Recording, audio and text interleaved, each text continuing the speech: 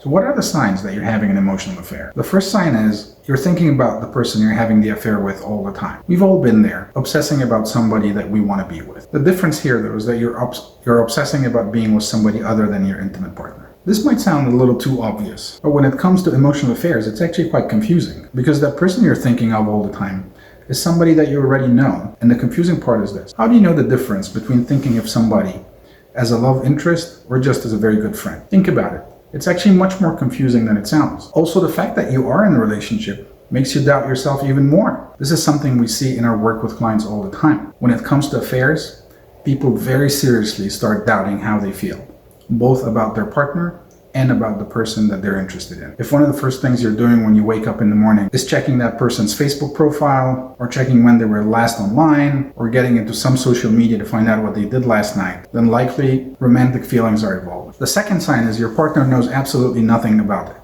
In normal circumstances, if you meet somebody and you make a new friend and you're really excited about them, the first person you go to tell about this is your partner. In emotional affairs, however, things don't exactly work that way. You will find that you're hiding that relationship from your partner for one of two reasons. The first is maybe you don't want them to get jealous. The second, which I find more interesting, is you don't know how to explain it to your partner. In any case, hiding that new friend from your partner is happening for a reason. And that reason is usually called guilt. In the rare occasions that maybe your partner knows about your new friend, when that topic comes up, you'll find that you're getting anxious all of a sudden. And you'll find yourself automatically trying to make it sound like this person is not important to you at all. But hey, both you and I know this is not true.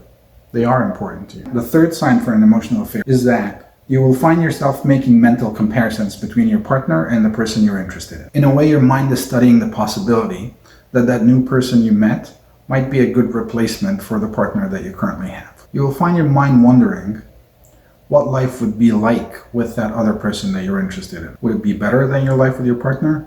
Would it be different? Would it be more exciting?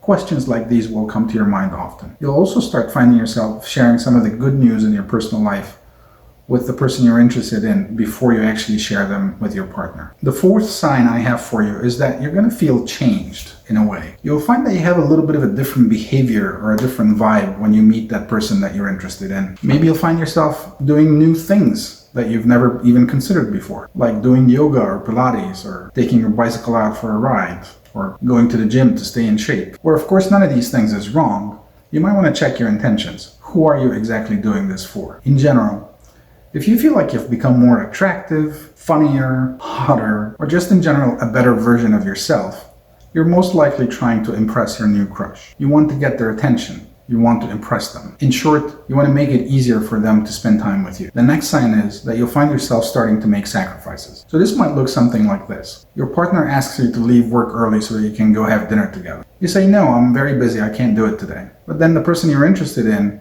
suggests that you go for drinks after work, and you decide that it's more important to go have this drink than to finish the work that you have to finish. If you find yourself in a place where you're making sacrifices, whether personally or professionally, to be with a person other than your intimate partner, then you're most likely having an emotional affair. You want to make these sacrifices because you want to spend time with them. And the more time you get to spend with them, the more dangerous the situation becomes. The next sign is you'll have deeper conversations and there's going to be mystery in the air. So what I mean by that is you're going to find yourself starting to vent to your crush about your relationship, about the negative things about your relationship, of course. In return, you'll find that maybe your crush isn't necessarily being super clear whether they're dating somebody. They leave it hanging up in the air. It creates this sense of mystery. And both of you are kind of doing this dance where you're letting the other person know very subtly that you're open to something without coming right out and saying it. And the last sign, even though that's probably an obvious one, is that you start getting physically intimate with them. After watching this video, if that happens to you,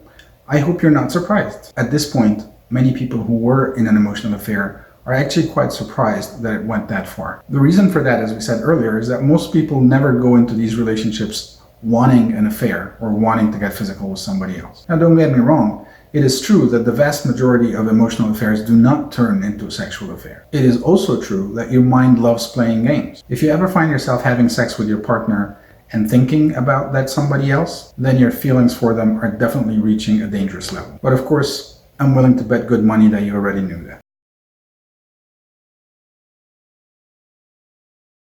I invite you to try our relationship map. The relationship map is the best relationship test online.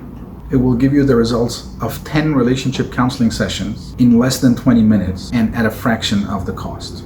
I invite you to try it out now. It will blow your mind. I'll leave the link in the description below.